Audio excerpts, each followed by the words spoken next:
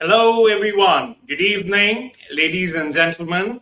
A very warm welcome to each one of you on this podcast, on this episode number 22. Hi, Sharmini. Good evening. How are you doing? Hi, Vikram. Lovely to see you again. Lovely to see you again. Even though we are both residing very much in KL, in Malaysia, although a little distance apart in terms of pure kilometers, it's good to connect with you again virtually. Yes. Thank you for having me on your podcast. I am really honored. Thank you, and me too. So, hope everyone is doing well, and we would like to welcome you all to the Curious Mind series, episode number 22 of this podcast. Tonight, on our podcast, ladies and gentlemen, we are going to unravel and deep dive into some of the very hard pressing matters around burnout and its impact in our professional as well as our personal lives. We will also talk about what are the preventive measures to avoid burnout as much as possible, even especially if we are a leader at any point in time. Now, whether you are in the corporate space or you are in the entrepreneurial space or you're a homemaker or you want to be something, this particular episode on from burnout to breakthrough, coaching the executive mind with our special guest speaker, Shamini, tonight will help you explore this space and much more. And trust me, it's going to be a very engaging one. A lot of insights which are going to come from Shamini. Well, it's my pleasure and my honor to welcome you, Shamini. How are you doing today? Are you okay? I am so excited. I've been excited all week for this. Me too. So, before we kind of move ahead with the questions, for the benefit of our audience, for the people who are listening to us live, either on LinkedIn or on YouTube, Shamini, even though you can go on LinkedIn and you can see her profile, but I'm going to go over a very, very brief overview about her, possesses more than 20 years of experience as an executive life coach, a neurosemantics NLP trainer, creator of the 5 dimensions of self-leadership, which she's put it nicely at the bottom of her as a title, bottom of her name, founder of LifeWorks Life Coaching and the Sisters Network, a speaker, a thinker, a storyteller. Through her signature method, which we will kind of go a little bit into, the 5 dimensions of self-leadership, she trains and she coaches individuals and teams to master their inner game, which is your mindset, your emotions, energy from being already having it all. This is how she empowers leaders to create breakthrough, long-lasting success. And she's been tied up and she's done these coaching programs for a lot of organizations in the past. Now, over the last 20 years, she has coached and trained leaders to transform their emotional chaos into strategic calmness and performance into purpose. As an executive NLP life coach, neurosemantics trainer, she has empowered thousands of people worldwide. Her legacy initiative, the MAD program, which again we will get into, has empowered more than 1,000 women in Malaysia rise from survival to self-leadership and financial independence. So all in all, we have on our show tonight someone who is a wonderful person by heart. I have had the opportunity to meet her. and has been giving so much to the community as a whole. So, ladies and gentlemen, with a round of applause, let's welcome Sharmini to our Curious Mind series podcast tonight. Thank you, Sharmini. Thank you so much, Vikram. That was such a rousing introduction. I mean, as you spoke, I was going like, oh my God, yeah, 20 years I've been doing all that. And it's just been a pleasure. I mean, I chose this path. I pivot actually and train myself to be a coach and got into NLP and be a trainer then, and set my own goals and set my own path.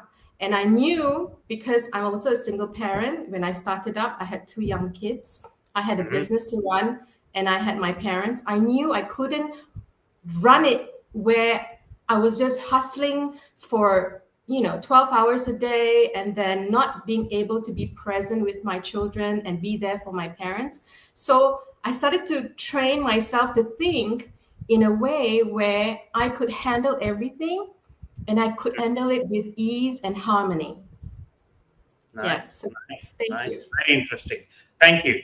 So, ladies and gentlemen, let's straight drive into the curious questions. But before we all begin, let me remind to some of our audience, which are probably listening to us for the first time, because I also come to know there are a lot of people who follow Shamini who are, listening to this podcast either live or later.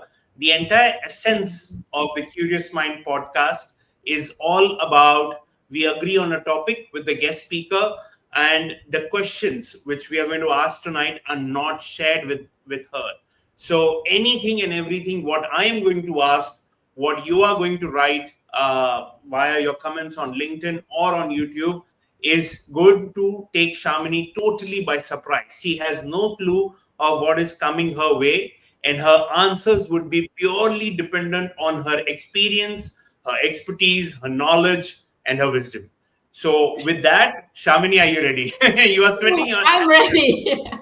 Let's go. Okay, let's go. So, if you have any questions while I ask, I have tons of them. I'm a very curious mind person, but any one of you in the audience, you have any questions for Shamini, feel free to write them, pop them on LinkedIn or YouTube, and I'll pop it up right here and we will ask her. We'll start off with a very, very basic one because I see that right behind you. You've put a very interesting background on your screen. What is it and does it showcase anything? I'm just very curious and just to kind of warm you up in terms of the questions which are going to come. That's my trip to Cyprus, and behind me is what's called Aphrodite's Rock.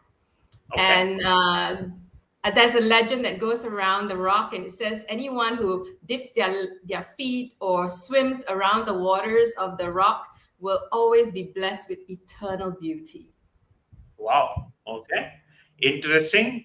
Probably something which I have to start putting it on my bucket list now. I don't know when the eternal beauty will come, but definitely I have heard very good things about Cyprus as a place to visit. Yes. Okay. Yes. Now, the topic we are covering today, on that, let's start with the most basic question.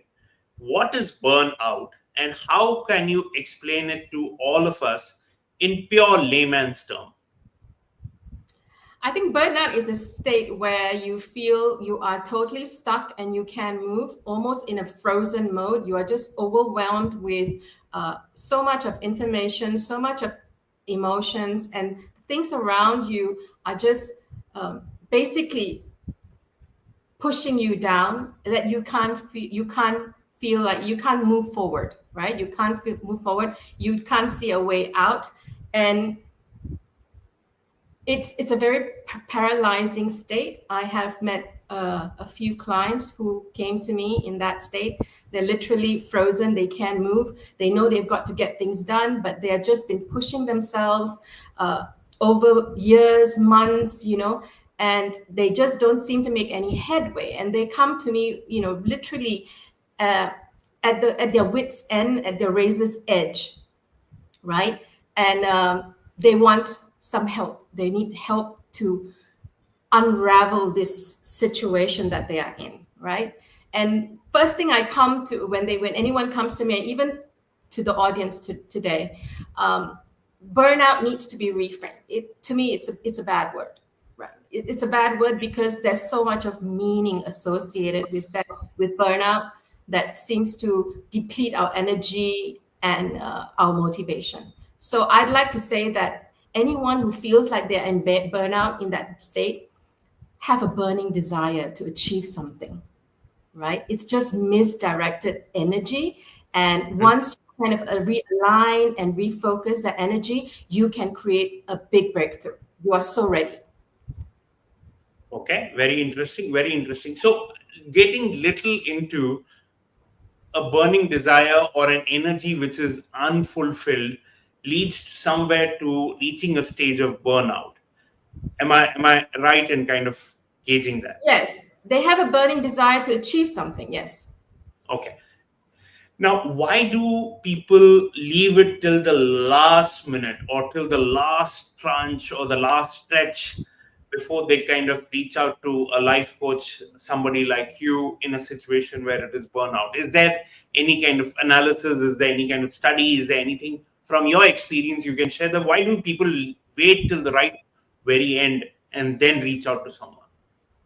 Because they see the evidence of where their state, their burnout state, is creating damaging results. For example, their KPIs, they're not meeting their KPIs, they're getting warnings, right? They need to buck up and they need to develop and move forward.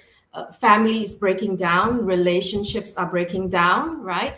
And so these are all the external triggers that you cannot ignore, right? You cannot ignore. So you already overwhelmed your own state, and then you have this external evidence that you are not, whatever it is, wherever it is not working. That's when you go like, I can't handle it all on my own. That's when you literally come up and you go, I can't. I tried, but I can't, And that's when they reach out and for support. And I really acknowledge all my clients and people who reach out for support, because you're not meant to do this alone. Correct. Right? You need a team on you. And that's what a coach is on your team. Okay. That's nice. I'll go a little more into detail. Why do they reach out to a coach? Why not a partner or a spouse or a best friend or a parent or somebody within their close circle? Why do they reach a stage of, I need to reach out to somebody who's neutral? Well, I'm going to talk about us culturally because we're based in Malaysia and we're in this Asian culture. And we have been brought up that conditioned literally, and you know this, in India, it's the same as in Malaysia. You have to work hard. If you're not breaking your back, you're not tired, you're not exhausted, you are not aiming for success. We are conditioned to believe that way. So if you come to someone and you say, it's so hard and I'm feeling this way, I'm feeling not only tired, I'm feeling depressed, I have no motivation, they go like, what are you talking about? This is life. This is what you're supposed to do. This is how you're supposed to live. I did that. You shouldn't be complaining. You got a job, you got a salary, you got a family, you shouldn't be complaining, So there's all these prejudgments that hit us when we reach out to the people closest to us. Though they love us, but they don't know how to be non-judgmental, not have that bias in their head and their judgments in their head of how you should show up or how you should be. So when you come to a coach, we are trained professionals. We don't have any judgment. It is non-judgmental. We don't judge you. There's no criticism. We allow you to show up as you are, and together, we then start to co-create the solutions that you need, the resources you need to get to where you want to be. Great. Now, very nice. Now, let's move on a little bit from a personal perspective to an organizational perspective, because the entire discussion is more around executive, more around leaders. So, what do you define as, or what is the context of executive burnout, and how does executive burnout look like beneath the surface? And when I'm saying executive, I'm talking about senior leaders, directors, C-suite people, what is that level of burnout, and what does it look like beneath the surface? It looks like suffering in silence. It really is a lonely place, and they are suffering in silence, and they are alone, and it just becomes and a place where you feel so guilty because you are supposed to hold this responsibility, you're supposed to lead people, and then you have no direction. You are so overwhelmed, it just doesn't give you any clarity of how to do it, because you yourself are burning out. This is founders, this is CEOs, and I feel that it is kind of a stigma to actually go and talk to somebody and say, this is a bit much for me. I need support. I need help. I need to. This is how I get all my senior and executives come to me, and mostly they are male. They go like, I need to bounce it off someone that has no judgment. Right, Shamini, I just need to bounce this off. I need to hear myself out loud.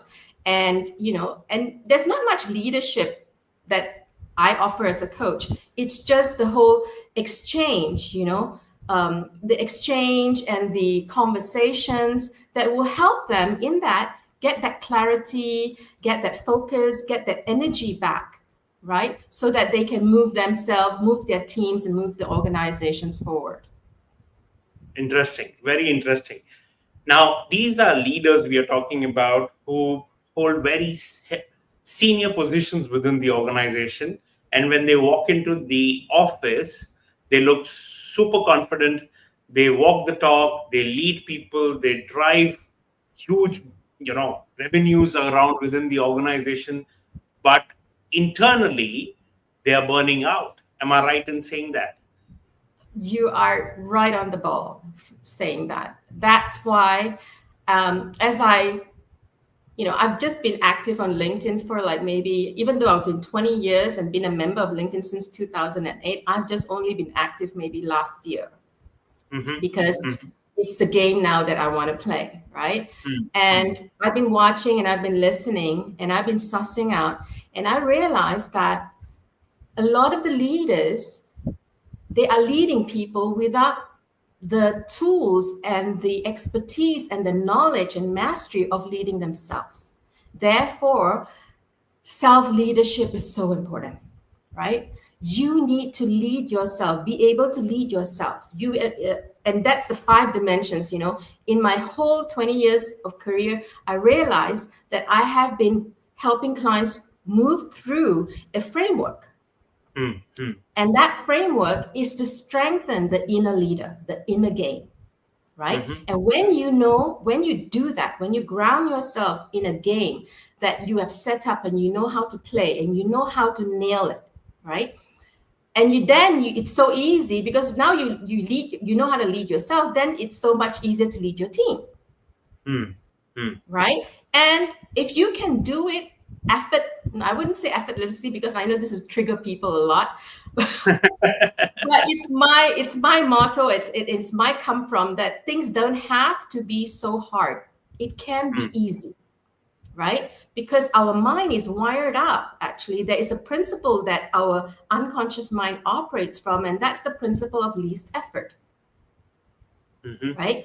Principle of least effort. That means the mind, when you align your goals and what you want in the language of the mind and how it's wired up, then what happens that then your mind then starts to work with you and starts to lead you to the place and be able to have that communicate your ideas in such a way where you can then garner the support, garner the influence that will help you reach your goal much easier, right? So that's you said it perfectly. Leaders need to first lead themselves.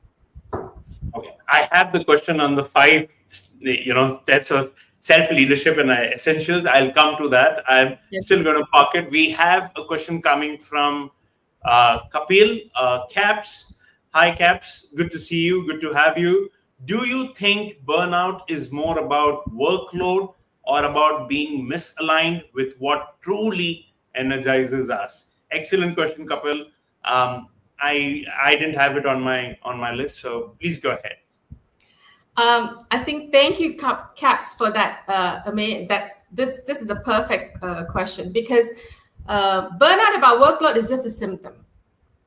It's symptomatic. It's the cause is that inner alignment or misalignment, right? We don't have that inner alignment. We don't have that inner clarity. So, I always say, you could be someone who shoots with a machine gun, or you could be a sniper. Towards your goal, your effort, right? You could be someone who shoots your effort all around like a machine gun, just see which one hits, or you could be a sniper and precisely aim and hit your target. So that's the misalignment most people have because they have a machine gun. They're shooting their efforts, spread themselves thin. And because of that, some hit, some misses, and then there's all this chaos, and then the chaos causes them to do more firefighting. They have to remedy the situation, and then the workload just becomes too overwhelming, right? So I would always guide my clients to go inward, bring all that energy and all that drama and chaos that's happening and all that emotions that's outside of them, bring them in, redirect that energy in, and then work out the clarity and the focus, and then start again. Then by that time, when you get the clarity and focus and you set up your inner game, you start to have an idea what is a action. I call it inspired action. You start to feel the motivation and passion to take inspired action. And when you do that, most likely that action will yield the kind of results that you want or the outcome that you want. I hope that answers your questions. I loved it. I hope Caps that answers. Caps also mentioned, thank you for taking my question. Thank you, Caps. Lovely. Keep asking if you have more. That's exactly the reason why all of us are here on this Curious Mind series podcast. Now, you've kind of touched upon the surface a bit. I'm very curious to go a little more deep diving into it. How does burnout manifest differently in high performing leaders compared to others? So we all know we have leaders who kind of come and do the basic stuff, the basic work, and we have some very high performing leaders who are, even though calm and composed and poised, are extremely high demanding. How does does it operate differently across different kinds of leaders? Does it manifest? I think it's different levels, and one you can see is over controlling. They are over controlling, they're micromanaging, right? Because they want to have control over everything. And this is the manager that is so exhaustive to work with. Right? I can recollect of one, but I will. And then they want you to report, and they want you to report and update and stuff like that. And then they have no time to look at it. And then they keep asking the same thing. And then you go like, duh, and the over controlling and also the over responsibility, right? We want to do the work for everyone because that's the mindset. If I'm a leader, I have to do the work for everybody.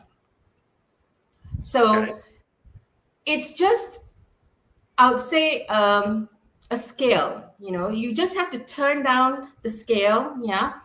The control. I mean, yes, we need to have some level of control, but some level of release as well. And we need to have some definitions of responsibility. So in my coaching, I always create distinctions. So you can be responsible. There is a distinction where we are responsible for or responsible to, right? So you are responsible. I'm responsible for my outcomes, for my KPIs, right? But then I'm not responsible for someone else, my team members, to achieve their KPIs.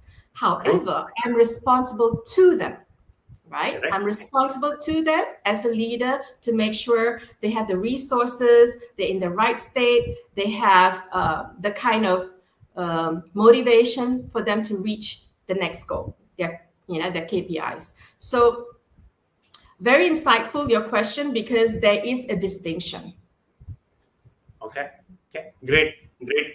I have many more questions, but before that, there's a nice little note from Caps. Thank you, Vikram and Shamini. If okay, I have a couple of other questions too. Yes, Yes. absolutely, Caps. Yes.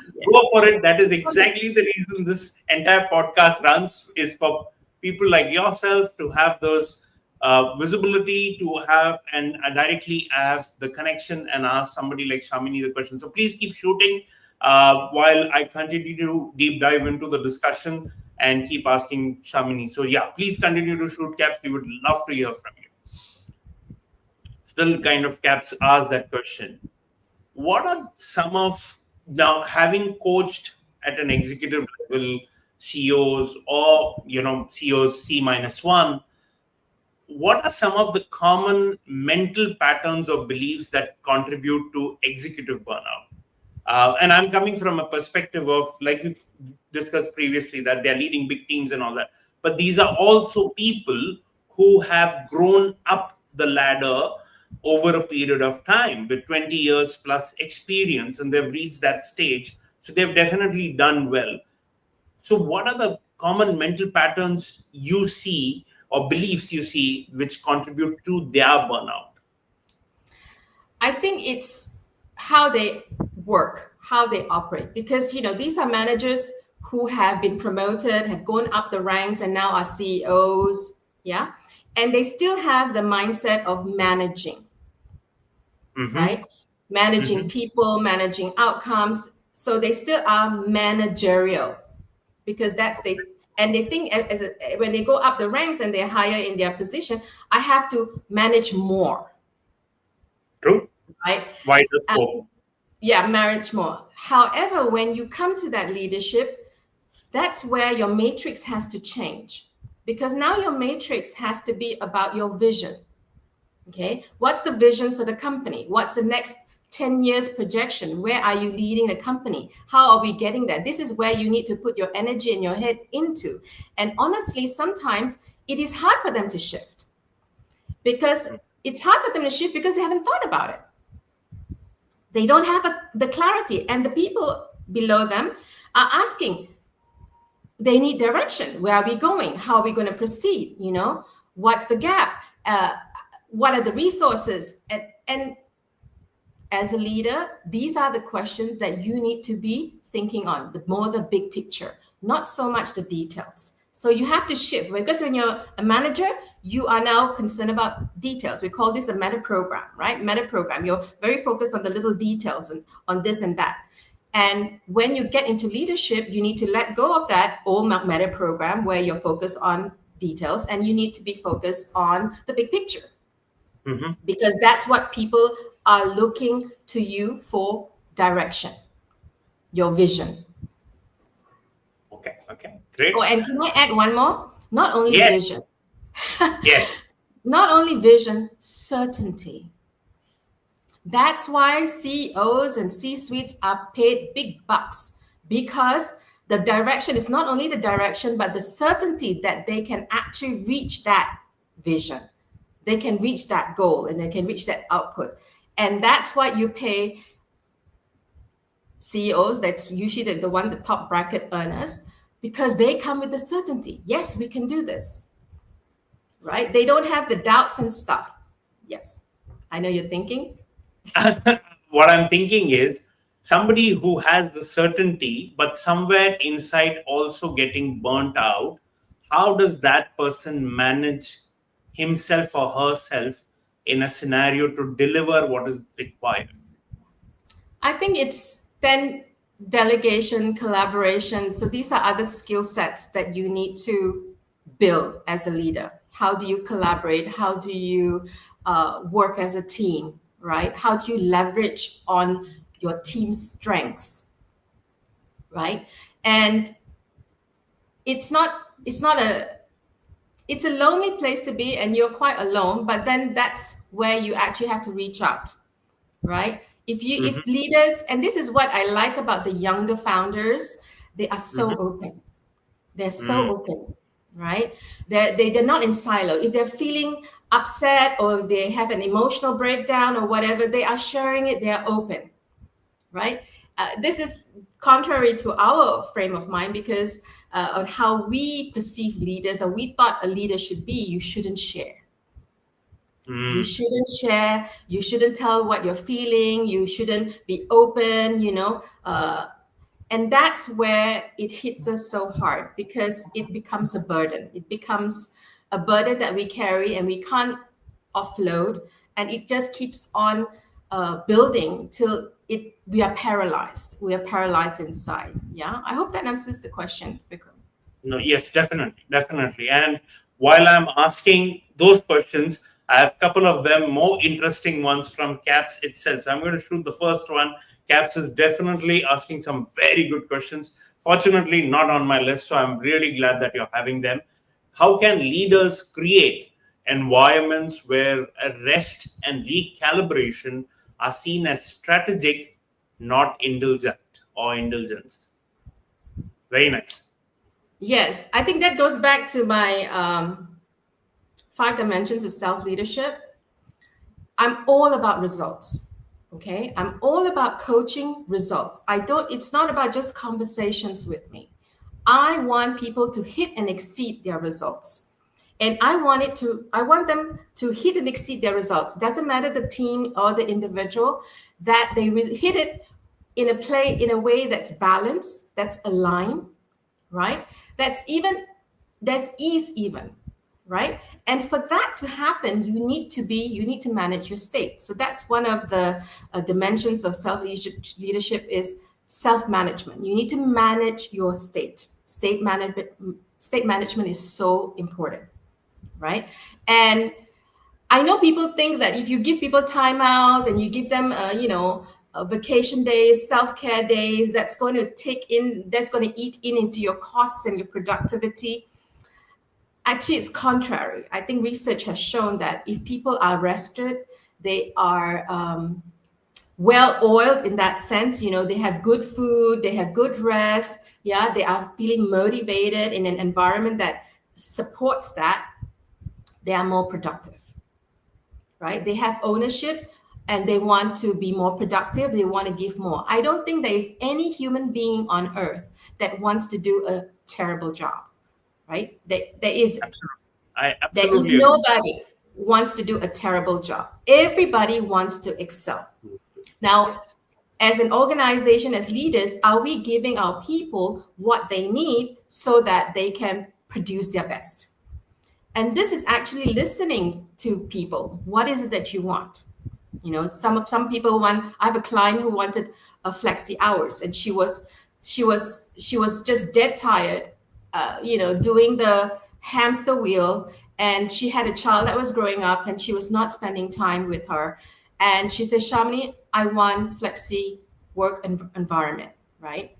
And so we coached her to create that mindset and that belief system that she can have it. And now she's having that. She's having a job that gives her that space so that she can work from home. She has time for her daughter as much as be productive at work, right? So we have to listen to our people, and ask them what is it that they need. Okay, so that is definitely one of the ways of them creating an environment around where it does not look like, oh, you're in because you're relaxing and you're resting, or you're taking a time off, or having a work schedule which is flexible. It is more of indulgence. No, it is more of something of self-care, which is required when the person is productive, using the energy in the right way. Then it kind of shows its results twofold. Then only, you can't, it's not something you can see tangibly, but it is something which you can experience through the output of the person. Isn't that right?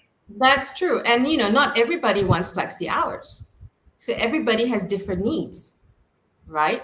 Not everybody wants to work from home. Some people are more motivated to come into the office and have regular check-in and check-out. So you'll have a mash and you have a balance, and that's where your HR team will kind of have to come in, and you start to calibrate that, right? And so that you have a team that's fairly balanced in their needs and you have an environment that caters to those needs. And at the same time, you can actually measure the output. You can actually measure the productivity and how they perform, right? Okay, great. Continuing on the same breath, the next question from Caps is, what's one question you wish people would ask themselves before they reach burnout? Excellent question. I had something similar, but not exactly framing it the same way, but really nice. I was thinking about this as well. And this is the one question I will always ask: how can you make this easier? How can I make this easier? Right? And how can I make this easier? And when you have that question, how can I make this easier? Because if you're pushing and you're pulling and you're in a rut, you're fighting, you're not creating. You're not creating anything that is worthwhile. Okay, you're just creating more push, more pull, more to fight with, right? So the moment you say, how can I make this easier? So then you start to have to shift. So what is it that's hard, right? So if I want to make it easier, what's hard right now? Where is it hard? Where is it the hardest the most? And then get clarity from that place, okay? See it from a big picture, get out from your very micro view and take a big picture, right? And from that standpoint, look at it. Look at the whole system, look at what's happening, look at the process, and where it is that you can see is the hardest. And then go in, deep dive, and then start to find another way to do it, another easier way to overcome that issue or that process that's very hard.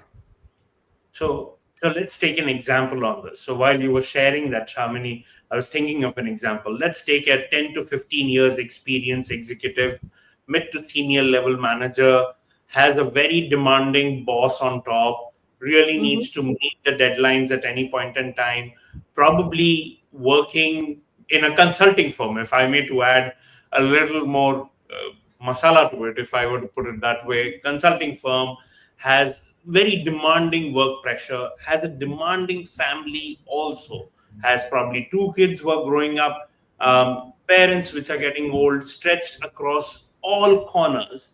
Now, you mentioned that take a pause, look at the bigger picture, and what is in it for me kind of thing.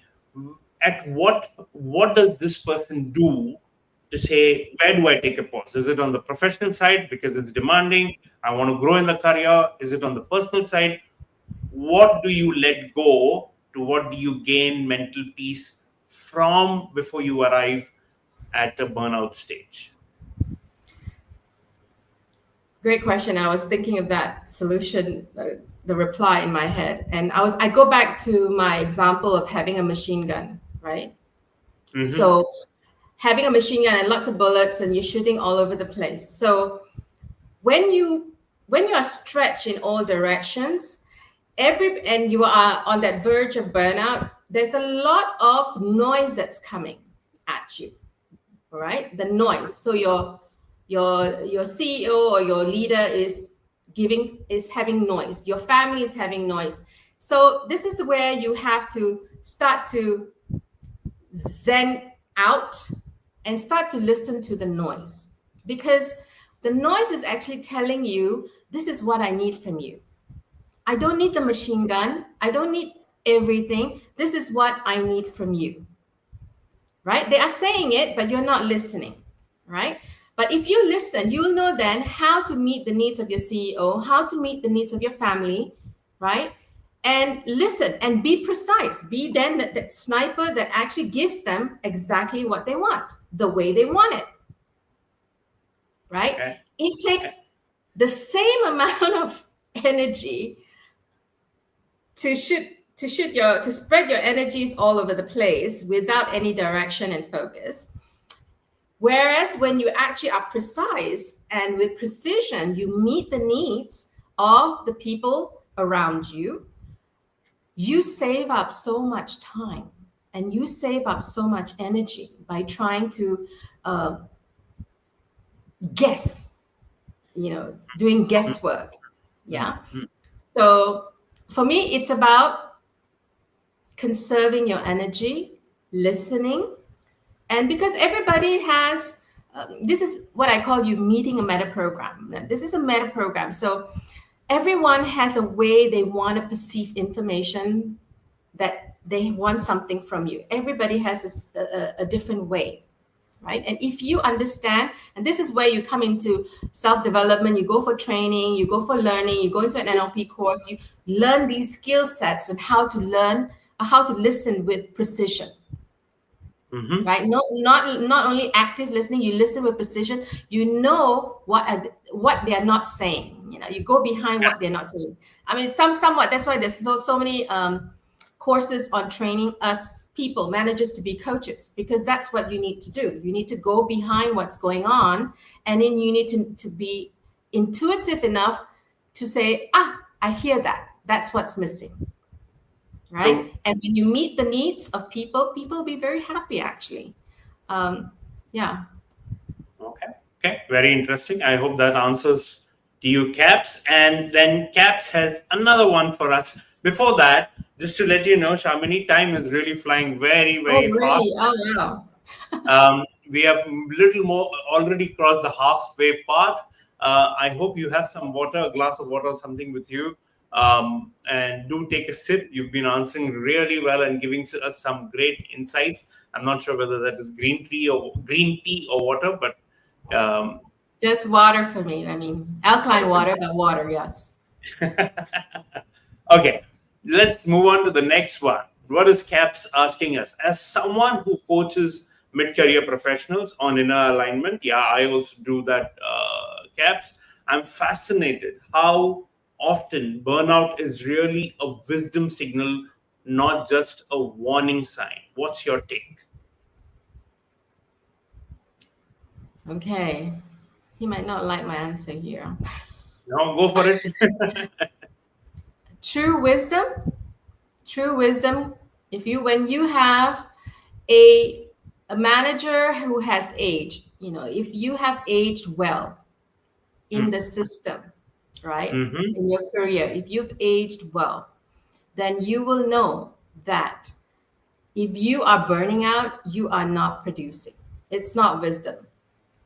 It's not wisdom at work, right? You're still hustling like you were 20 or 35, and thinking that, oh, because then you were a machine gun, you had the energy, and you got the results, right? By aim and miss, you still got some results.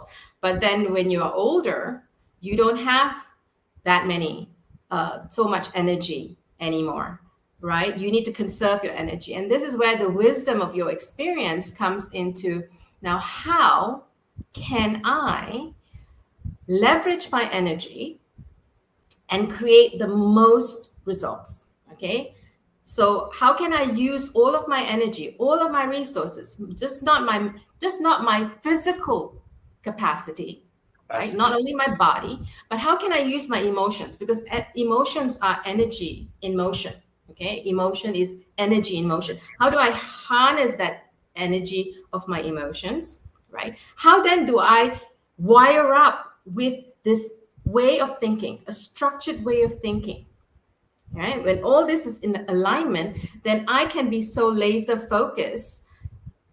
And I know with this laser focus, attention, action, I will nail my targets. I will nail my results. Right? So this is true wisdom. Yeah. Right. This, to me, that is wisdom, because yeah, I don't It's feel like like. this. Go I mean, ahead. it is like this. It is somebody who is at a mid-journey professional, exactly the example I was giving. If that person, even after 15 years, is still shooting a machine gun all over the place, that person is definitely burnt out, is not adding value, there is not much of wisdom, because the person, even 15 years down the line, is thinking the way I was working very hard in year one and the way I'm working extremely hard in year 15, output is going to be the same, which does not really help, isn't it? Yeah, it's not because they are the ones who want to retire early. You hear it on LinkedIn. Oh, I want to retire. When you're retiring, these are the people who can't wait to retire, right? Because they have not harnessed their mental capacity and clarity. Yeah, they haven't found a structured system of how to think through things so that they can actually utilize their energy in the most productive way to reach an outcome. So, I mean, it's a formula here, and it's not a one fit all, right? Hmm. It's a strategy that you start to build with when you are actively working, creating, actualizing your goals. It's a strategy, it's a personal strategy that you come up with. And when you know and are clear of your personal strategy, yeah, for me, that's the wisdom of experience. You've garnered some wisdom, Okay. right? Excellent. Awesome. Awesome.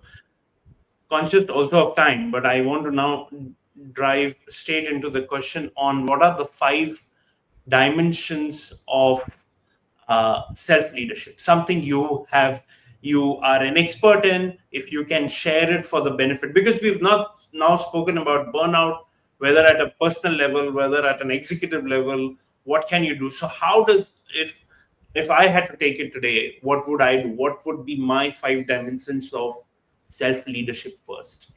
So the first dimension is self-awareness. So this is where you're aware of your current state, right? This is where you are aware of the burden, the baggage. So it involves a lot of clearing up, maybe past traumas, things that haunt you. Because psychologically, all of us have some kind of issues that we need to work through and push through. Okay, Mm-hmm. before we can create big stuff, right? Even that's why founders all have therapists and coaches, all of them too.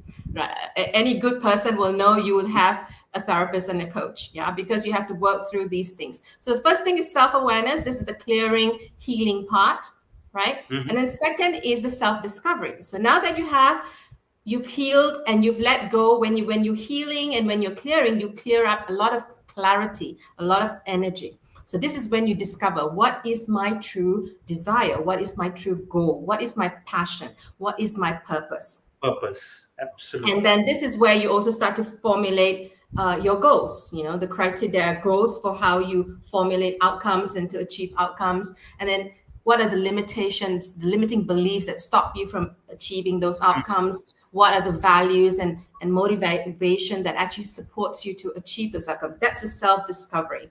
And then you go into self-management. And this is where you, like I mentioned, state management. This is where your emotions, how do you manage your states for peak performance? Okay, because you have a lot of external stimuli coming True. at you. How do you still stay on track, right? How do you not be deterred? So this is self-regulation, right? This is how you also then start to create self-care practices, Okay. right? A ritual, a self-care ritual. I mean, a lot of high-performing CEOs have a morning ritual, Mm-hmm. working out, meditation, Mm-hmm. something that grounds you, right? Grounds you. And this is so important. So I would recommend breathing. I would recommend meditation. Start meditating, being quiet, because that's when you're centered and quiet is when you actually start to energize your energy. Start to bring up your inner resources. And then you will also have self-empowerment. That's the fourth dimension, right? Power. We need the power. How do you power up? So this is where we go into the meta levels. What are the meta levels that we can that raises our game, right? So this Mm-hmm. is where you harness energy. So we talk about vibration. We talk about how do you work with the law of attraction. So these are natural laws. We can't escape this. These are things that are already happening that's around us. We need to leverage on the meta level. These are meta concepts, right? I believe this is the one that most executives they are not aware of, and when they are, they realize, oh my God, they can harness so much of their power and start to be precise in creating the goals that they want, in creating the outcomes and the success that they want, right? And finally, self-actualization. So if you are a leader and you do not know how to actualize your outcomes, how do not know how to manifest your outcome from your dreams into reality, if you don't know how to do that, right? If you yourself have not been successful in nailing your goals, then how are you going to lead a team? How are you going to lead the organization to reach their goals, right? So this is self-actualization, because when you start to achieve your goals and you start to see that success, like, oh God, I nailed that, I got it. Then something happens inside of you where you start to awaken to your potential. Correct. Right? You start to actualize your potential, you start to awaken inner resources, and then you start to dream bigger. Because now you know, like, it's so exciting now. Now this is a game that's worth playing. That's why you see a lot of people, it's serial entrepreneurs, right? People who go into serial because they like the game. They know how to manage it. They know they have a strategy, how to work through it, and it becomes exciting. And this is, so the whole 5 dimensions is to get people excited again about achieving, about, now we hear a lot of people quiet quitting, Yes. just coasting, c'est la vie, I don't want that. I am happy here, because they don't know how to raise their game, how to go to that next level, because the next level is more responsibility, more risk, right? And they are so afraid of it. So if you are wired up internally with all the resources you need through these 5 dimensions, then you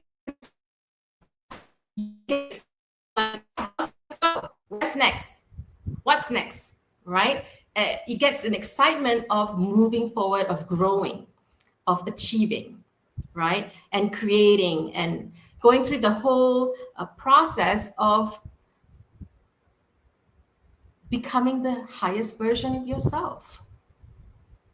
And for me, that's self-actualization. Yeah. Well, there you go. For everybody, that was a great insight onto the 5 dimensions of self-leadership. I personally really loved it. I think a lot of people I know within my network who, if they follow these 5 dimensions of their leading themselves, so I think that is very important, that if you're able to lead yourself extremely well, you would be able to lead bigger teams. But if you are either burnt out or you are fighting your own inner battle, it is extremely difficult for you to lead people out there, because you are not in a great state yourself. But then again, this is not only my thoughts. We are here to listen to Shamini, and Caps gives us a very, very lovely thank you to you, Shamini, for taking my questions so patiently. Really appreciated the insights shared. Loved how the conversation connected burnout with clarity and alignment. Thank you so much, Caps. Really Thank nice you, to see you. Cam, so much for your questions and keeping me engaged and really being provocative, because it kind of started me to like go inside, and start to come up with those nuggets, actually, because, like you said, no one's asked me these questions before, right? It's all like sprung on me, and I have to dig deep and come up with it. So thank you for your engagement and your time. And then there's thank you, Vikram, for hosting the podcast. Always there. Thank you so much, Caps. Really appreciate your support. Continuing very quickly, can you throw some light on what is neurosemantics and how is it related to executive coaching? The reason I'm asking this is all of us can go out there and Google what is neurosemantics, but I'm keen to know what is neurosemantics and how does it relate to executive coaching or leadership coaching? Right. So just a layman, very simple terms, neurosemantics refers to us human beings as meaning-making machines. We are making meaning about everything that's happening to us. And from that meaning, we respond. And sometimes the meaning we make is not the highest meaning, and therefore the response is very low quality. And when we take action from that response, we get paltry results. We get paltry outcomes, right? So in neurosemantics is how do you break down that meaning? How do you change that meaning? So you have to go then into your inner map of how you actually have structured that meaning, and you can change the meaning, right? You can change the meanings to any situation. I think Victor Can I Frankl be is, a little more demanding? Can you yes. give us an example of it? Can you give us a real life example of it? Okay, a real life example. So now just prompt me, because Yeah. give me a situation that you have faced difficulty in your work environment, Vikram. Maybe now, maybe before. Give me a work situation. Well, definitely. I will give you a tough one because there are good bosses and there are tough bosses. So I've had during COVID when we were all working from home.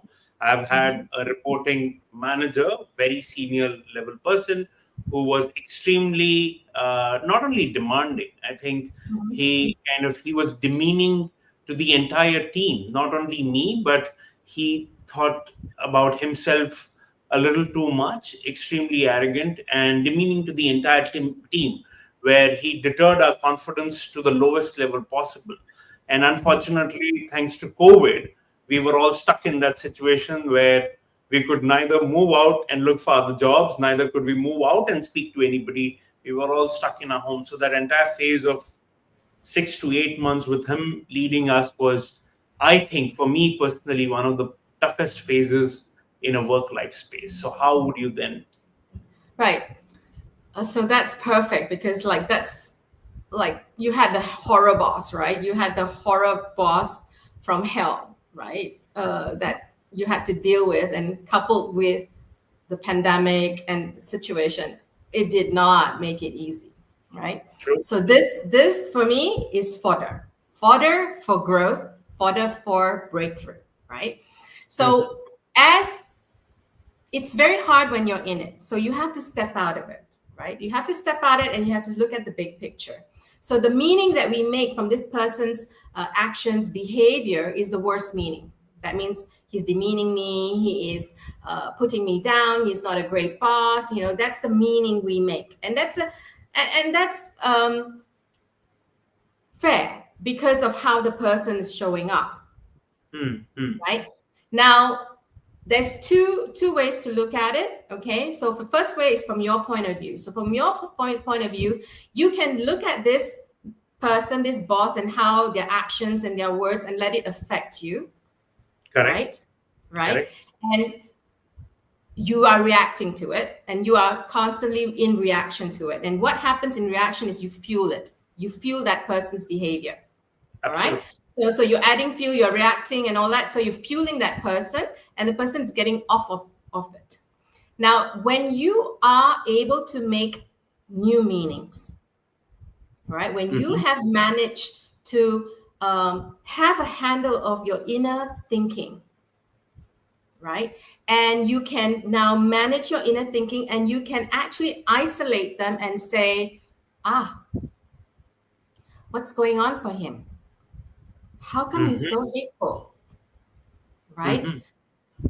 And and then you go in, and then you associate the pandemic, it's hitting everybody, and everybody's reactive in different ways, right? And this Mm-hmm. person is showing up and reacting this way. Then you start to make a different meaning about this person, and it says something is happening that's triggering that person at home. It could be a difficult situation. We know, home was in chaos when people were working from home, right? True. True. and and that will start to give you some objectivity, and will give you that feeling of, oh my god, he's going through the same stuff we're going through. This man is almost human, only human. He's going through it maybe harder than the rest of us. So that empathy start to come in, and now you're not no more reacting. Now you're Does that able help? Does to that help? respond. Of course, because this is the law. Okay, the law does its physics. Action reaction, right? Mm-hmm. Every Mm-hmm. time you have energy that comes, you have the energy in equal and opposite reaction, right? I can't Mm-hmm. remember what that was. Third law. Mm-hmm. It's a law. It's an energy. It's energy. So the moment you start to shift your energy and you don't react and you respond, right? You're calm down, right? You're no longer reactive. Then that person doesn't have any more ammunition to, keep attacking. yes, right? Because you are now zen and you go like, okay, right? So I'm your punching board. I realize this, and I'm also helping you as a human being because you need someone to shove that energy through too. So I'm taking it on, but I'm not responding.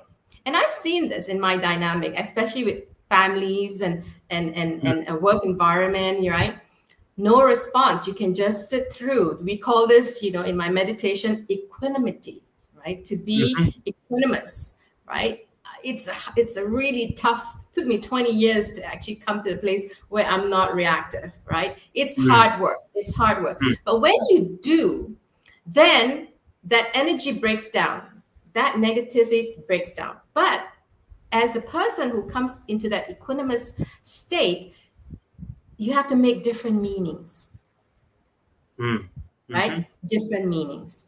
And sometimes compassion and empathy can break that, right? Can break that. And it could be somebody that reach and say, boss, you're really hard on us. You must be even harder on yourself, right? I don't know what's going on for you, but we're here for you if you want to talk about it, right? Nice. It's like immediately, like we call it a pattern break. You break that person's state and go like, what, and that starts to bring awareness to them, right? And all you want is to just break that pattern. And as long as you make the same meaning, you respond the same, you react the same way. So if you can change it, you will react in a extraordinary, you will respond in an extraordinary way, and that will create a very different outcome. And I'm always exploring that. So that's why I love to work with challenges. I love to work with difficult situations, because in there's a gift. There's a gift.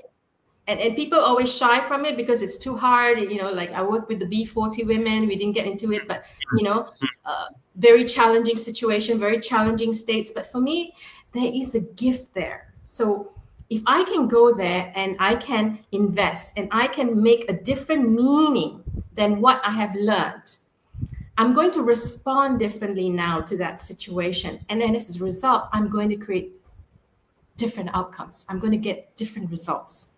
And actually, that's why that 10 years or 12 years I was working with the housewives were one of the most amazing experience of my career, because my team and I didn't relate to them as normal people did, and didn't see them broken and weak and incapable. We saw them as people who are already resourceful, and our job was to awaken the resources in them, right? So you have to learn to make. I hope that explains a little bit about how we are meaning making machines, and how when we change our meaning, we change our responses, and really we change the results and the situations around us. Yeah, A lot of meaning into it. I'm also conscious we are already on the hour. The time has just flown past by. I can't believe it. Do you have 10 minutes more? I will quickly wrap up. I had a lot of questions. Yes, I do. Stickler for time. Okay. So before we do that, our friend who watches us regularly and is a great support to the Curious Mind Series podcast. Hi, Vignesh. 5 dimensions of self-leadership, self-awareness of the current state, self-discovery, self-management, self-care practices, self-empowerment, and self-actualization. Did he get it right? Yes, fantastic, Vignesh. Good stuff. Amazing. Very nice, Vignesh. Good stuff.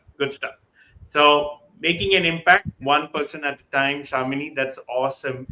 Now, let me ask you 2 questions which are relevant to this. I had a lot more, but again, time is prevalent. what would be your top 3 to 5 tips for people, normal human being, to avoid burnout and stay grounded? You can go woman specific because I know you specialize in the space of women.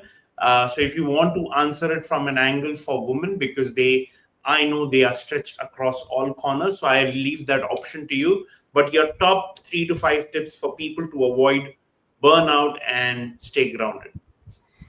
Um, Especially for my sisters, I call them my sisters. Yeah, I support my ladies, my sisters, and we are so driven by emotions, and we need to structure that emotions. We need to bring logic and reason to that emotions. I know it sounds so dry, but then when we can actually structure it and then we can process the emotions, what happens is that we start to have clarity.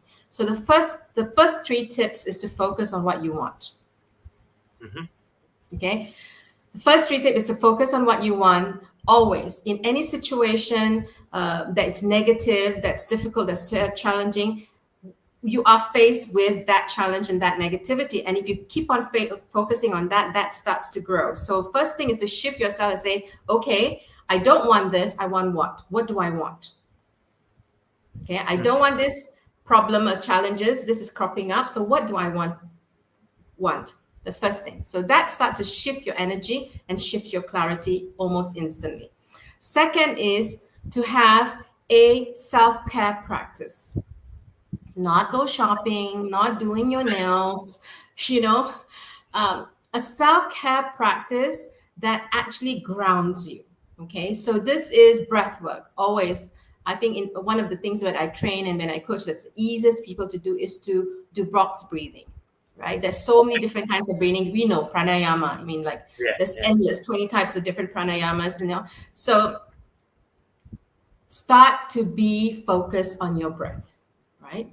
Start to focus and listen to your breath. Every time you are all over the place and you're distracted, come back to the breath. Come back to the breath, right? So self-care practice, easiest one to do is breathing.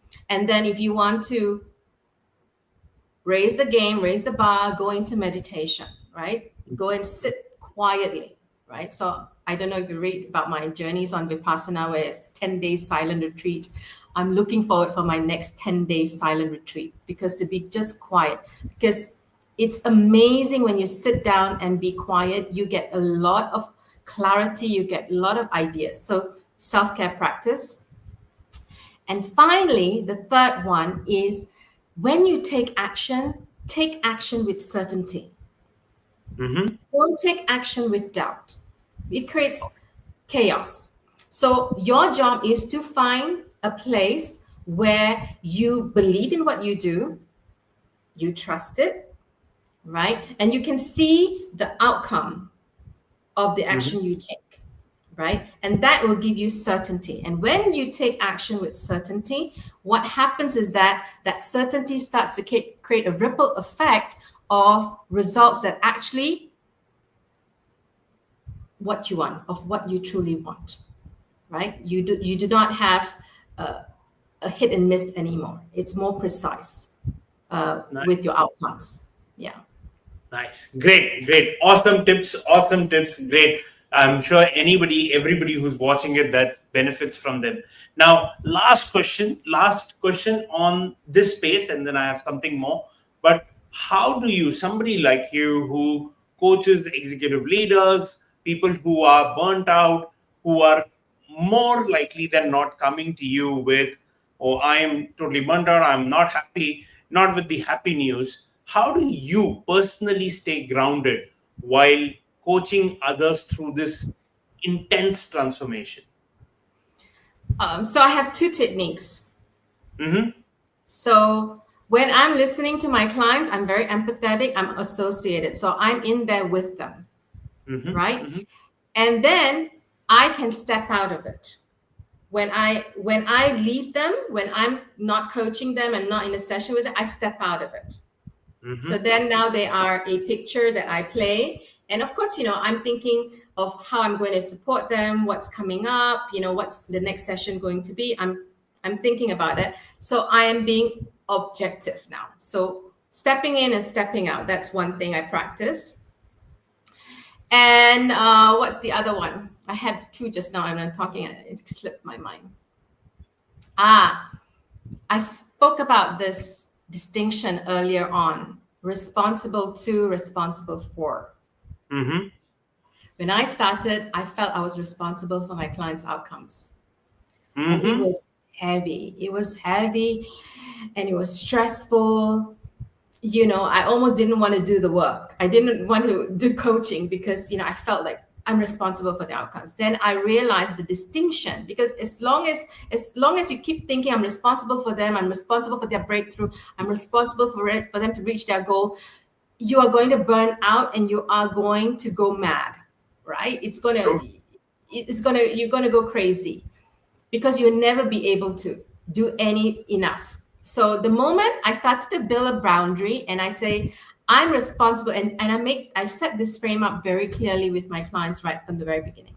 You're responsible for your outcome, right? But I'm responsible to you to achieve your outcome. And you have me 100% on your team, right? I'm 100% on your team, ready to do whatever it takes so that you can achieve your outcome. However, the realization and actualization of the outcome is 100% your responsibility. Yeah. So those two distinctions keep me pretty grounded.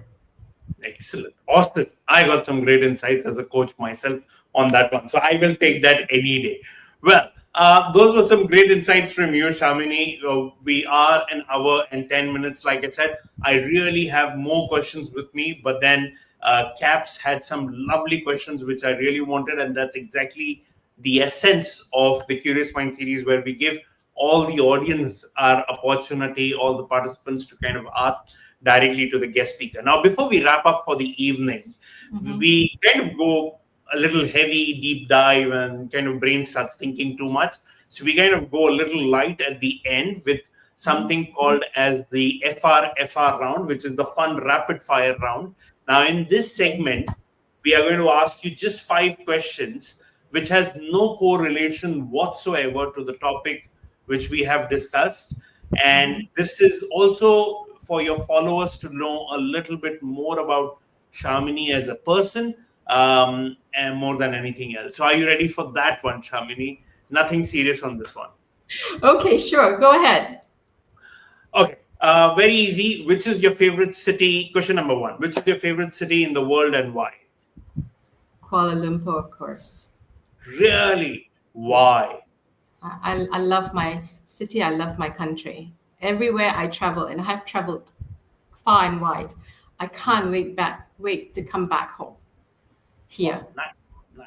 Yeah. Nice. Excellent. Do you follow any specific sport? If yes, which one and why? Right now, I'm very into basketball because it's the coach's playbook, right? For me, I'm interested in how the coaches coach the teams to win. So don't ask me how the game is played and stuff like that. For I am more interested in the strategies to win, okay, and how the coaches get the teams to work together, right? And I find that very fascinating, to pull the teams together, different strengths, how to strategize them so that they can actually win the championship, the NBA championship or something. So that's, yeah. Nice. Okay. Favorite cuisine? Is it Malaysian food? Oh yeah, man. Really? Nothing beats the variety in our Malaysian food. I could have Indian for breakfast, Chinese for lunch, Malay for dinner, and I could switch them around. And when I travel, my ex-husband is American, I travel and I spend a lot of time in the US. I was like, I can't wait to come home because the cuisine there is so boring and it's so expensive, right? You cannot afford to have a variety unless you have the money to spend, right? Because it means eating out. And here,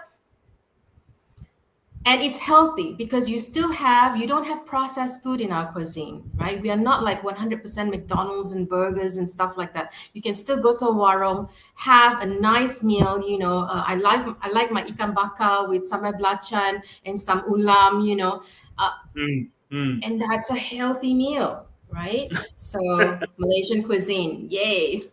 Nice.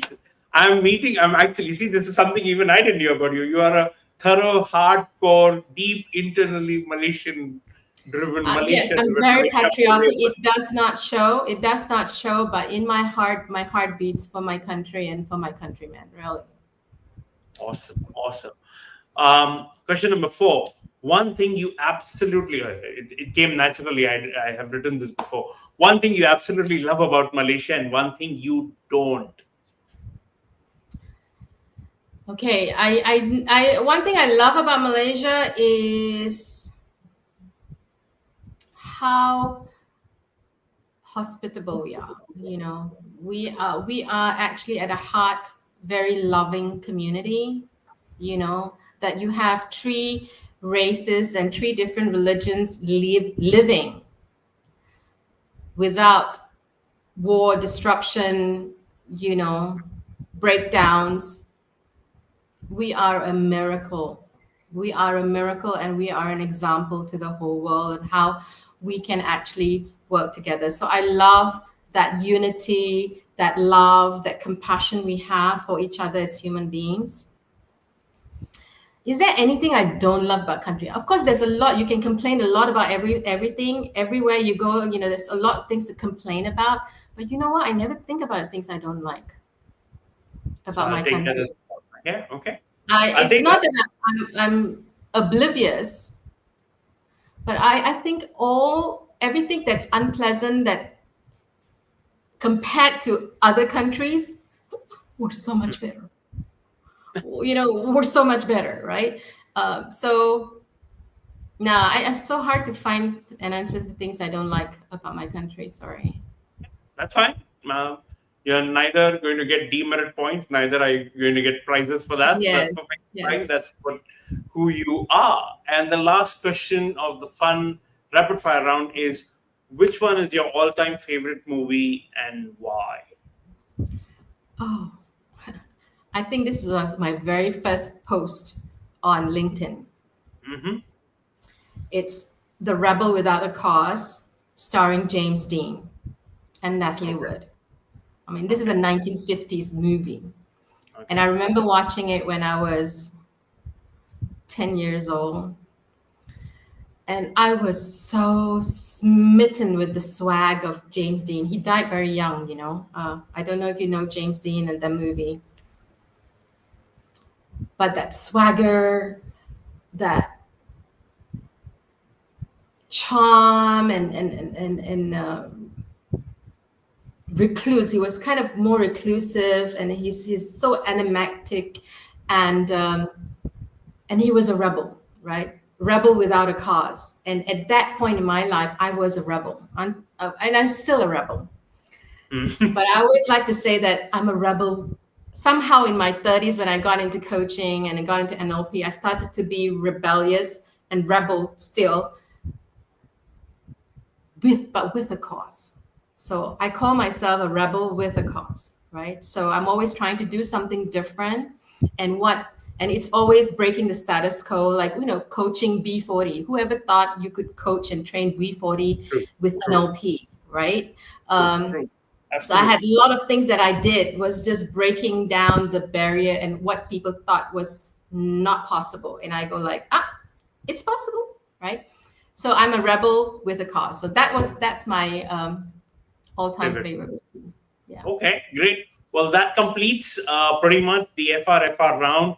With that, ladies and gentlemen, we have come to the end of this amazing episode with Sharmini, where we still are left wanting for more of asking more questions. Probably we can go for a couple of more hours, and there's nobody stopping us. But I'm bounded by time.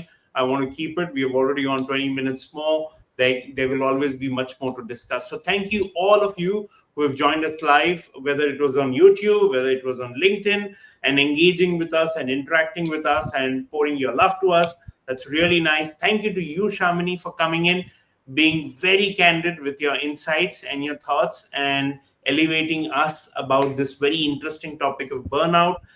Really appreciate. Thank you so much. Any parting words from your side?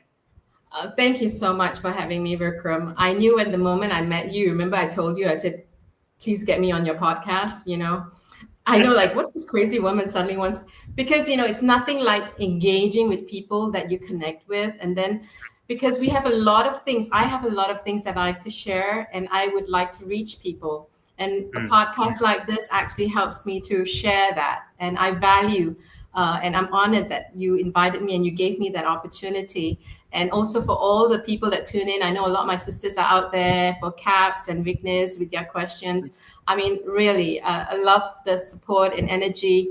And if at any point during the discussion you felt like you wanted to have a conversation, I have a few sessions set up on my profile that you could, you know, come in for an intro session. Just talk about the 5 dimensions. You know, if you wanted to know more how it's run and what are the processes, it's just a nice discussion to just continue it from this session. So I thank everyone for showing up, and thank you for having me. And, you know, I'm wishing everyone the belief in the possibility that you can be and do and have everything you want with ease.